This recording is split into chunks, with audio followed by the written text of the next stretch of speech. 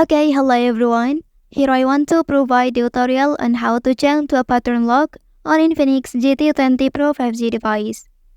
Well, patterns lock provide visual recognition cues that make it easier to identify and input the unlock pattern.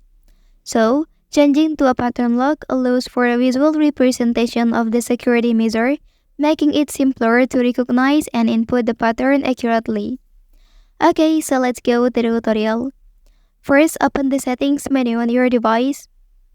After that, scroll down and select password and security.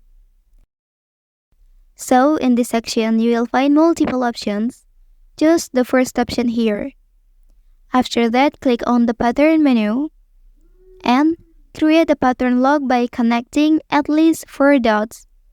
So, confirm the pattern. And then you can choose the option to display notifications on the lock screen. There are 3 choices. Select the one that suits your needs. Okay, customizing these settings allows you to enhance the security and usability of your device. And also, by knowing how to change to a pattern lock on your device, you can enhance security, personalize the lock screen, improve ease of use, benefit from visual recognition cues, ensure quick access to your device, and provide an added level of protection for your device and data.